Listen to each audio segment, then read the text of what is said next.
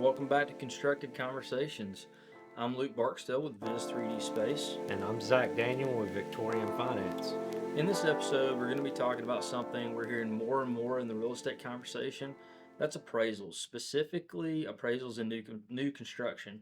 We're seeing them come in low a lot on new construction, while on built houses, we're seeing them come in high, and it's sometimes even over asking price. So that's confusing builders and sellers a little bit. Today, we're going to slow it down. We're going to explain what's actually happening, and just see what that means for you if you're thinking about building. Yeah, and from a lending side, this is probably one of the biggest friction points right now. Not because appraisals are broken, but because the market has shifted and the expectations haven't shifted yet with it. Yeah, so first we're going to do a little market update and just talk about what you're seeing in the market right now. Yeah, so actually looking at today's market, the winter weather nationally has actually slowed down applications overall. As crazy as it sounds, on a national scale, it has caused rates to really flatten out because there's not as much purchase or refinance applications showing up. But still, year over year, we have an increase over applications, and right now, interest rates are at one of their lower points since 2022. Yeah, so we're going to jump back real quick. We're going to talk about today's episode appraisals. First off, what is an appraisal? Yeah, so I would say, at a high level generalization view, an appraisal is just really a snapshot of the overall property in today's market. That's right. So, it is based primarily on the comparable sales of that property within a certain region. Appraisal is not predicting what the future of the market is going to be. It's just real cut and dry of really where the market is today and how much it costs to build.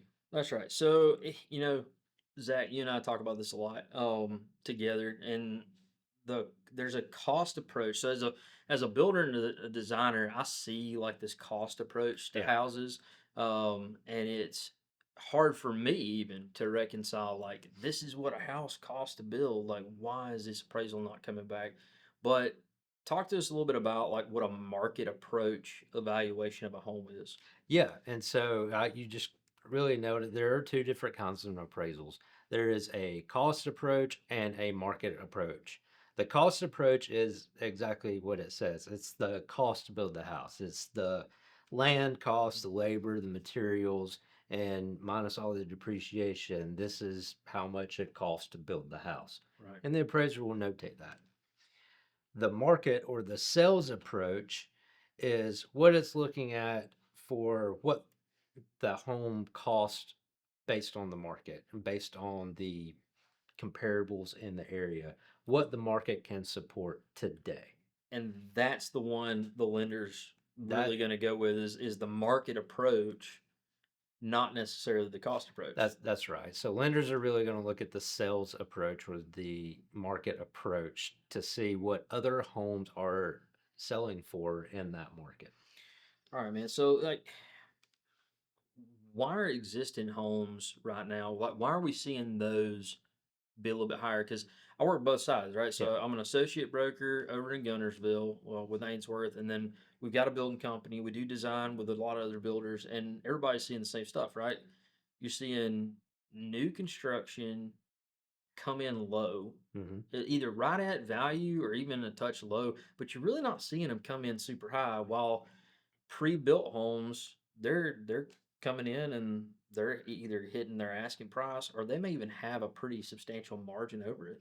Yeah, and the simple answer is it was cheaper to build that home. Right. And that, the cost to build even 5, 10, 20 years ago was cheaper. The land that it was on was cheaper. And so when you look at the comparables, the market can support that cheaper sales price. Now, when you start looking at more new construction, the cost of materials is just more expensive right now. Right. And so builders are having to really like to build in their margin and to make money on a home, they have those real costs. Right. So the prices are more expensive. and the market is just not supporting new construction right now. So I know with custom homes, you see it a lot, and I think it relates a lot to, a custom home. Somebody has bought them a lot. They bought a piece of land. They went and designed their dream home, Mhm. which may not be the same as the houses down the street. It's probably not. It's probably Yeah, got some amenities, some finishes in there. A big one that we see show up is crawl space encapsulation, right? Like yeah. it's a $20,000 plus increase on a house, which is awesome to do right now for a new construction. But like, I guess we're not seeing that on production homes, and No, if not, why? if when we start thinking of custom homes versus production homes, for using your example, the $20,000 to encapsulate a crawl space, that is great. It's going to save you money in the long run. You'll Mm, have less issues, but that does not increase your value $20,000. right. It's kind of like putting in a pool. I think a lot of people Yeah, understand the pool analogy. yep, You yep. know, Putting in a pool really doesn't add value to the home in our local market. Now, I have been told in other markets it does add value, but specifically to us, the pool doesn't really add value, and that could go the same with the crawl space encapsulation. It is going to save you money in the long run. It will be a great investment, but it does not add value. So your question, going back to, you know, production homes versus new construction, most production homes are doing a slab style, right. monolithic slab. Um, and there's nothing wrong with those houses, but they are, you coming from the builder side, I mean, in my opinion, I wouldn't think there's as much risk with a monolithic slab versus a crawl space. Yeah, it's all going to depend really on like where you're at, slab wise, but 9 times out of 10, if you got like flat shovel ready lots, Hmm. there's less risk in that. You really don't have a lot of risk of water intrusion and stuff. So it's a pretty attractive thing if you're doing houses on repeat. Yeah. I get the draw. I'm not personally the biggest fan, but I get the draw. Yeah. And so, tying it all back to appraisals, if you're looking at custom home, a couple of things that you just really need to be mindful of is the cost to build is substantially more than what existing homes on the market That's right. once were. Um, and the data just doesn't really support where builders need to sell those homes in order to make their marginal profit that they have built into their business plan, Right. build them. But when you look at production homes, they don't seem to be running into the same issues. No, yeah, I don't think that they are. It's almost like they're kind of either they're building to existing communities that are around them, or you're almost seeing them like create their own comps, right? Like they get the one going, and while it may not comp, they get that work to get that first sale, maybe with like some incentives and stuff, and Hmm. then you've built out what your market is for the rest of them. Absolutely. And that's exactly what they're doing. They're building out these neighborhoods and building their own comps. They're creating their own comps for future builds. And that's why when you see builders really, every 3 to 5 sales, they will be increasing Right. the sales price because they can increase it slightly where they may start out low to make sure that they're at the market and then just easily trickle it up and it becomes a numbers game to them. Right. So I guess let's touch on kind of the meat and potatoes of it. Like, Hmm.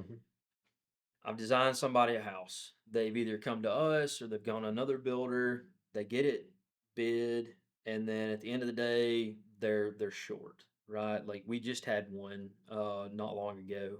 We bid the house. I think it came up like $50,000 short of appraisal.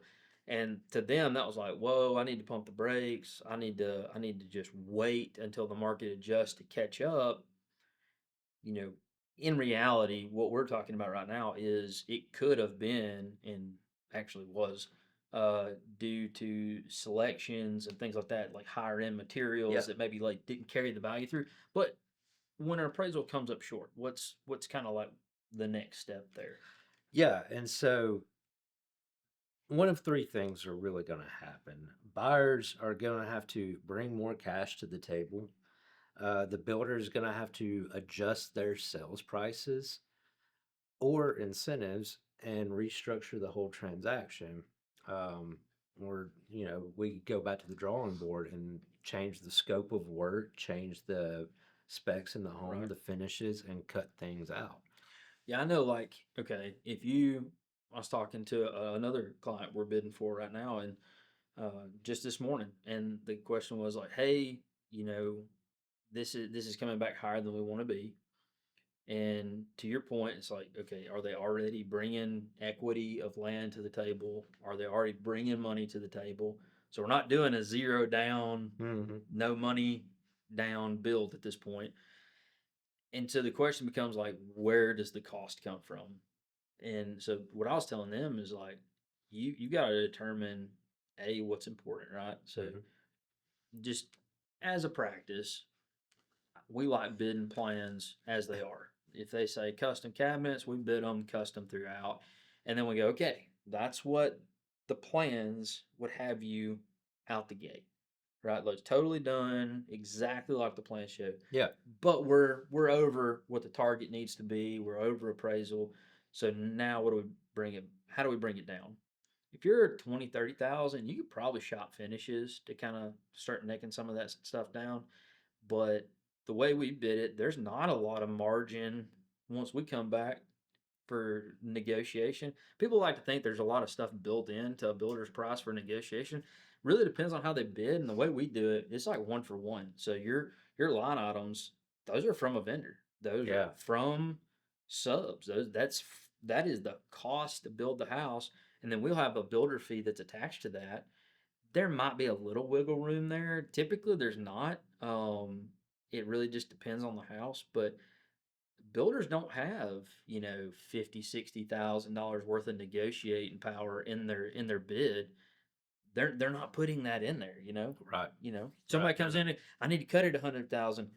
That's square footage that's got to go, Yeah. Yeah. you know. Absolutely. And that goes to really something else that's important is getting an itemized and clear, detailed builder's quote Right.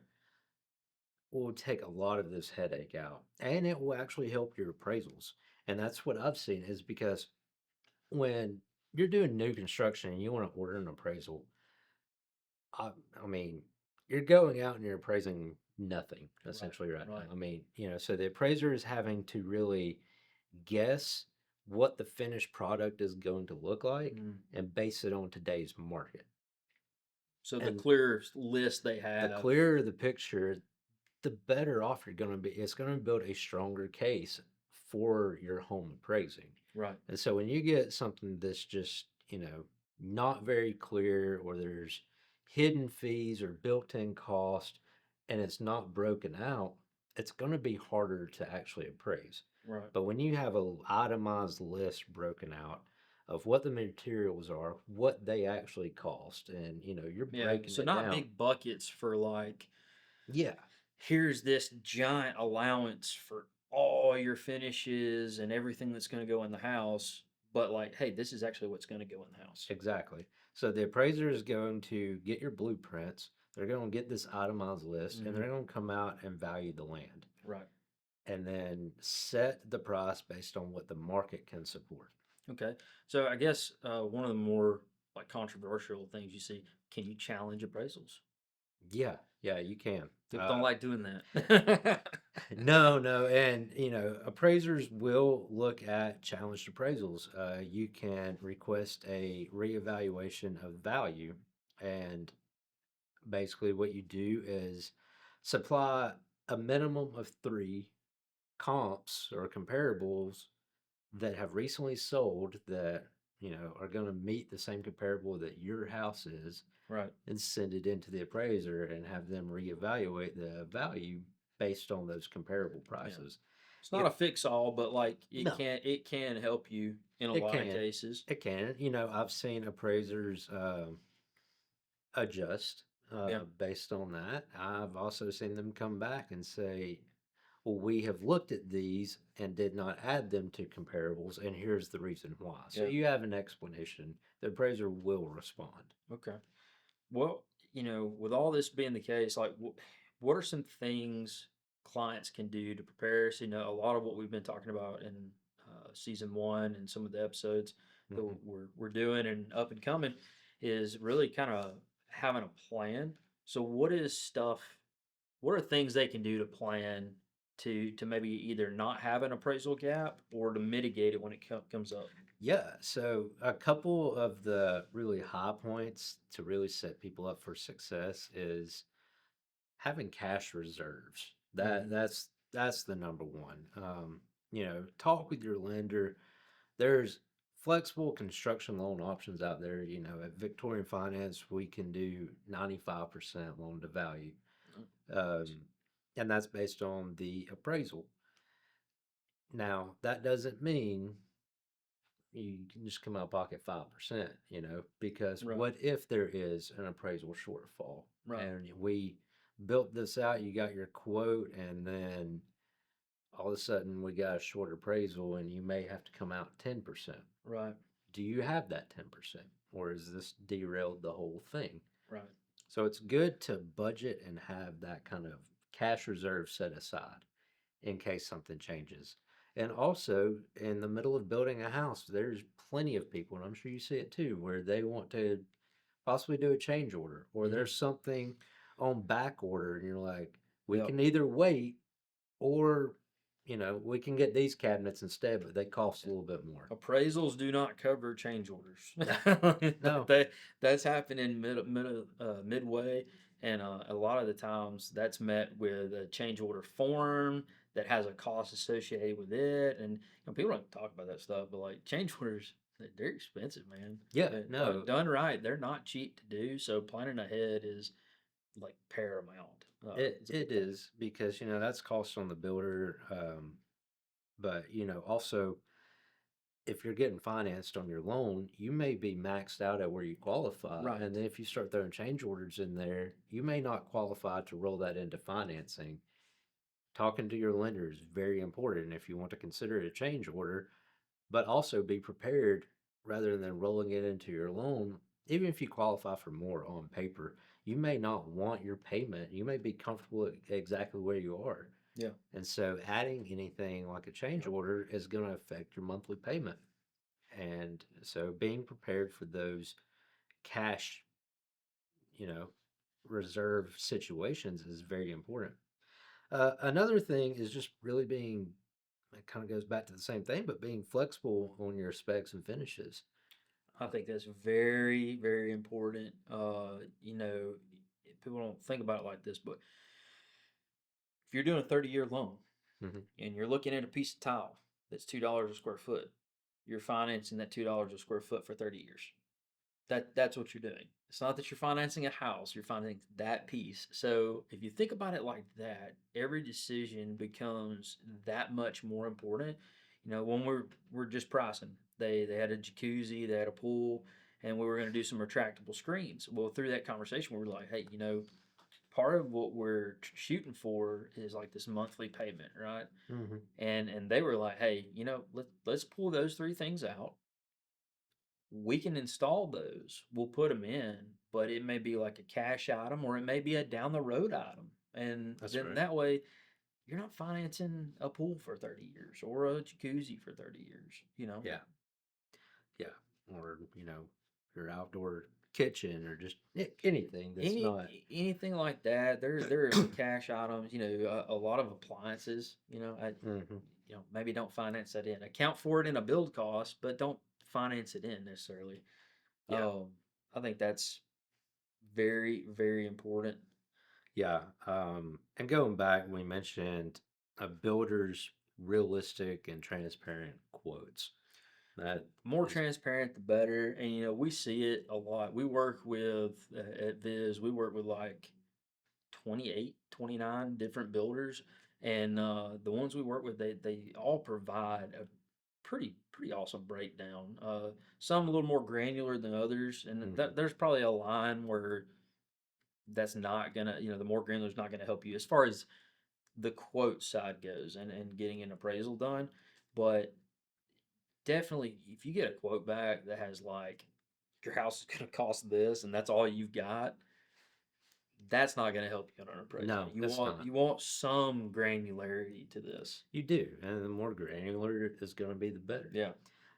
And the last thing I just want to mention, and kind of go into the cash reserves, because not a lot of people have cash on hand, That's especially right now.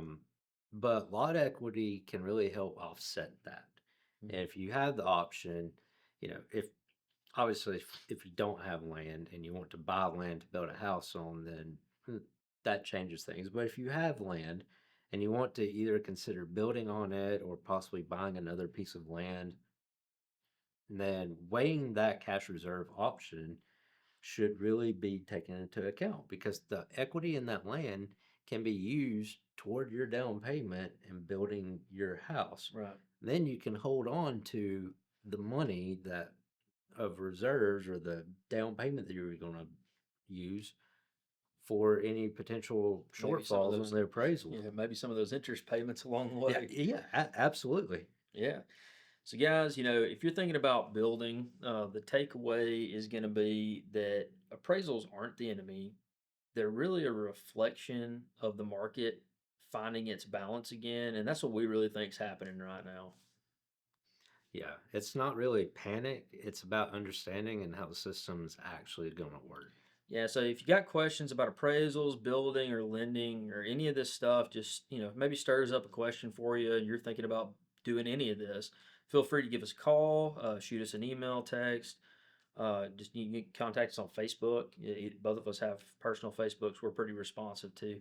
So if you got any questions, just get with us. And thanks for listening. And we'll catch you on the next episode of Constructive Conversations.